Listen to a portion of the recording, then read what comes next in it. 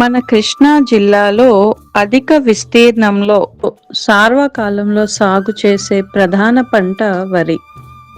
సుమారు 1.6 లక్షల హెక్టార్లలో ఈ వరి పంటను మనం సాగు చేస్తూ ఉన్నాము. ముఖ్యంగా వెద పద్ధతిలోను, నాట్లు వేసే పద్ధతిలోను ఈ పంటను సాగు చేయడం అనేది జరుగుతుంది.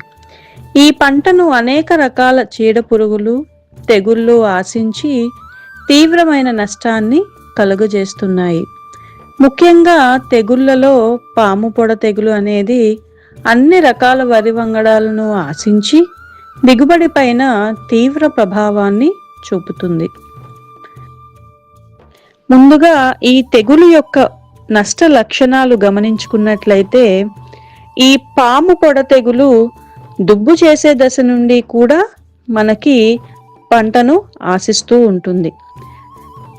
కాండం మరియు మట్ట ఆకులపై పాము పొడ మచ్చలుగా ఏర్పడి మొక్కలు పూర్తిగా ఎండిపోతాయి.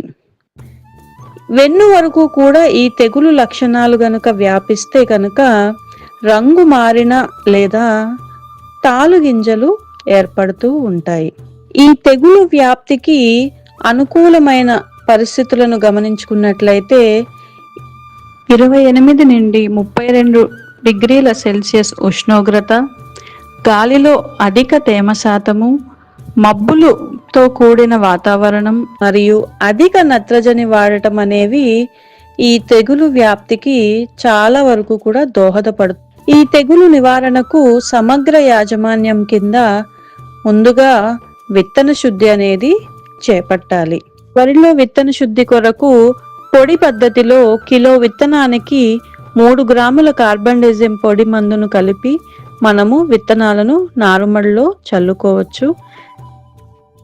దంప నారుమడులు ఎవరైతే వేసుకుంటున్నారో దంప నారుమళ్ళకైతే గనక లీటరు నీటికి 1 గ్రాము కార్బండిజం లేదా 1.5 మిల్లీలీటర్లు టెబుకొనజోల్ అనే మందును కలిపి ఆ ద్రావణంలో విత్తనాలను ఒక 24 గంటల పాటు నానబెట్టి తర్వాత మండగట్టి మొలకెత్తిన విత్తనాన్ని మనము దంప నారుమడిలో చల్లుకోవాలి.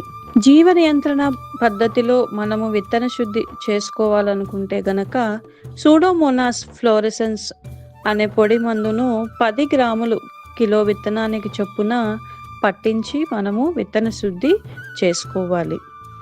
సిఫారసు చేసిన దూరంలోనే మనము వరి నాట్లను వేసుకోవాలి. సిఫారసు చేసిన నత్రజనిని దఫాలుగా 3 నుంచి 4 సార్లు వేసుకోవాలి. గట్లపైన చేనులో కలుపు లేకుండా మనము ఎప్పటికప్పుడు కలుపు యాజమాన్యం చేపట్టాలి. రసాయన మందులైన హెక్సాకొనజోల్ 400 మిల్లీలీటర్లు లేదా వాలిడామైసిన్ 400 మిల్లీలీటర్లు లేదా ట్రైఫ్లాక్సీ స్ట్రోబిన్ ప్లస్ టెబుకొనజోల్ 80 గ్రాములు లేదా అజాక్సిస్ట్రాబిన్ 200 మిల్లీలీటర్లు లేదా అజాక్సిస్ట్రాబిన్ ప్లస్ టెబుకొనజోల్ 300 మిల్లీలీటర్లు లేదా అజాక్సిస్ట్రాబిన్ ప్లస్ డైఫెన్కొనజోల్ 250 మిల్లీలీటర్ల చొప్పున ఎకరానికి మనము 15 రోజులకు ఒకసారి 2 సార్లు మందులను మార్చి మనం పిచికారీ చేసుకున్నట్లయితే ఈ తెగుల ఉధృతిని మనము తగ్గించుకోవచ్చు.